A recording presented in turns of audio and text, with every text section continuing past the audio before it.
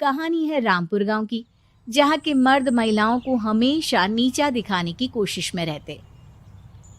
अरे अभी तक खाना नहीं आया, क्या मुझे एक और शादी करने की जरूरत है?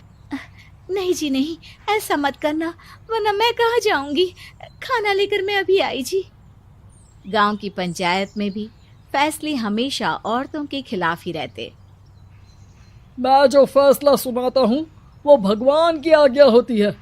इस लड़के ने अपने मन से शादी करके अच्छा नहीं किया। लड़के को घर भेज दो और इसकी शादी इसकी जाति की किसी लड़के से करवा दो। लेकिन ये लड़की, इसे तो गांव के बाहर निकाल दो। नहीं नहीं जमींदार साहब, ये क्या बोल रहे हैं? ऐसा नहीं हो सकता। मेरी बेटी मासूम है, इसे अच्छे बुरे की समझ नहीं है। अरे कहाँ जाएगी ये बेचारी? कहाँ जाएगी? इतनी चिंता है तो पूरे परिवार का गांव निकाला कर देते हैं।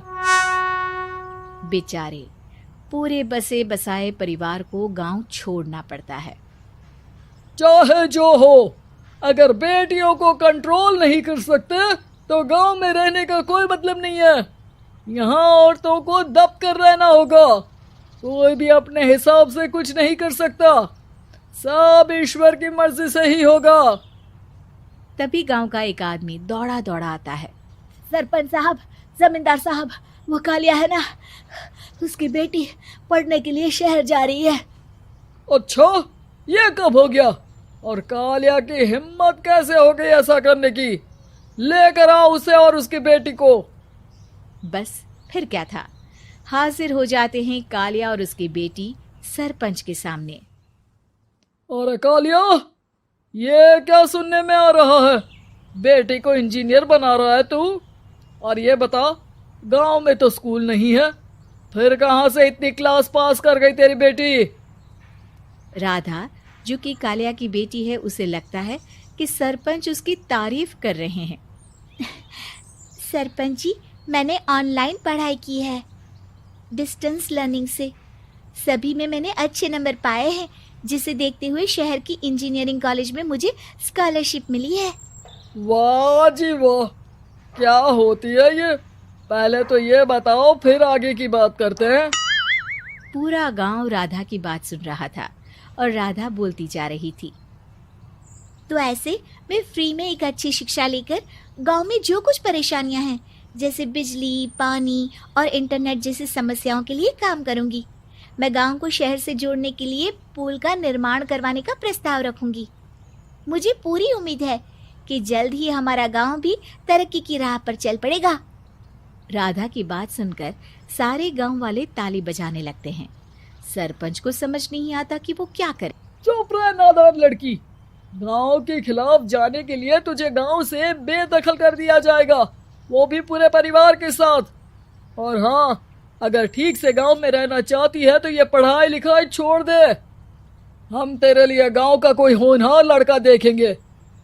तभी गांव का एक आदमी बोल पड़ता है। अरे नहीं नहीं सरपंच जी, राधा बिटिया जो बता रही है, अगर वैसा हो जाए तो हम लोगों को पैसा कमाने के लिए बाहर नहीं जाना पड़ेगा। हाँ जी, और ना ही कोसों दूर पानी के लिए भटकना पड़ेगा। हमारे बच्चे भी अच्छी पढ़ाई कर सकेंगे और आगे बढ़ेंगे, ना कि हमारी तरह खेती करते बैठेंगे। क्यों गांव वालों, राधा बिटिया का साथ देना चाहिए ना। सरपंच देखता है कि गांव राधा के साथ है तो वो चुप हो जाता है। वो घर आकर अपने सलाहकार से बात करता है, जो बहुत ही चालाक किस्म का इंसान होता है। अरे सरपंच साहब, आपको बहुत ही होशियारी से काम लेना पड़ेगा। एक बार गांव तरक्की कर गया, यहाँ के बालक पढ़ लिए तो कोई ना पूछेगा आपको। और फिर ये जो बेटा और बेटी है ना आपके, इनको भी आम लोगों की तरह ही जीवन जीना होगा। हाँ, लेकिन करे तो क्या करे?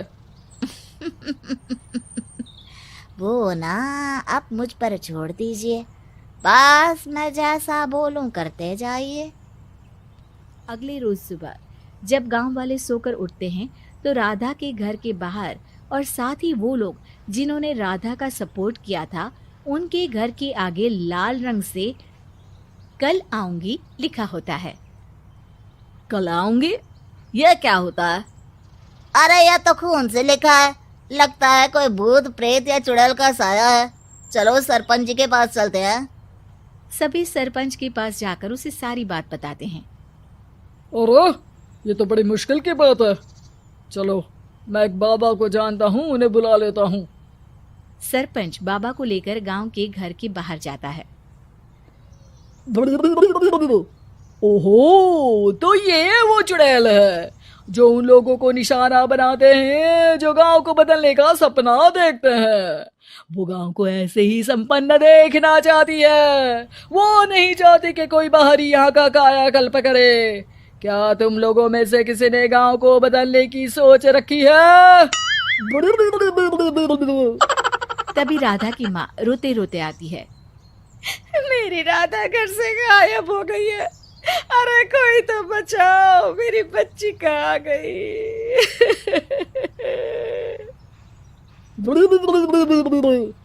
ले गई वो चुड़ैल, तेरी बच्ची को ले गई। अब वो उसे श्रापित करके छोड़ेगी, उस पर चुड़ैल का साया हो जाएगा। तभी बुरी सी हालत में राधा भी वहां आ जाती है। उसके बाल चुड़ैल की तरह फैले होते हैं और कपड़ों में खून लगा होता है। सभी राधा को देखकर डर जाते हैं। माँ, पता नहीं मुझे कौन उठा कर ले गया था। अरे दूर हो जा चुड़ैल, अब हम लोग इस गांव में नहीं रुकेंगे। अरे कैसी बातें कर रहे हैं आप?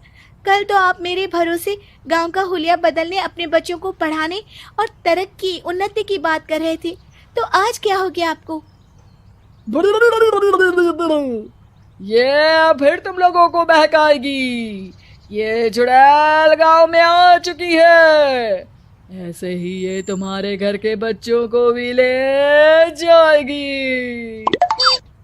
गांव वाले राधा को गांव से बाहर निकाल देते हैं।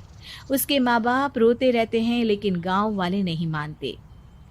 मैं भी अपनी बहन के साथ गांव के बाहर रहूंगा, लेकिन वो पढ़ाई नहीं छोड़ेगी। वहीं सरपंच के घर पर सलाहकार कहता है। देखा, सांप भी मर गया और लाठी भी नहीं टूटी। लेकिन अगले ही दिन सरपंच के घर के बाहर भी वही शब्द लिखे होते हैं।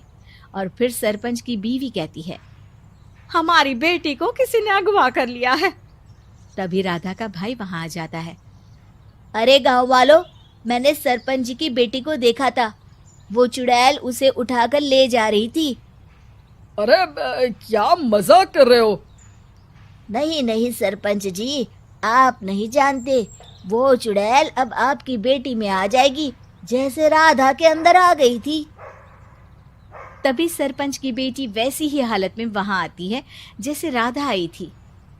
पापा, पता नहीं कैसे मैं गायब हो गई थी।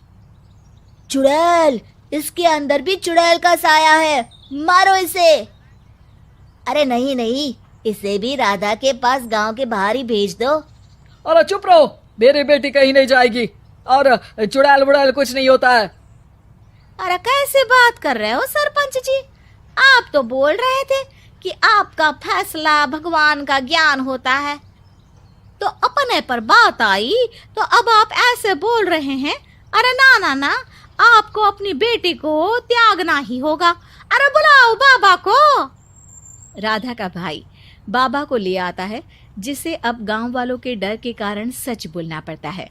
मैं कोई बाबा नहीं हूँ, मैं तो मोची था। ये सलाहकार महोदय ने मुझे कहा था एक्टिंग करने को। अब वो मुझे पैसे देने वाले हैं। अब मुझे माफ कर दो। गलती हो गई, मुझे माफ कर दो। तभी वहां राधा आ जाती है। देखा सरपंच जी, जब गांव के बच्चे साक्षर होंगे तो आप जैसे लोगों की चालाकी नहीं चलेगी।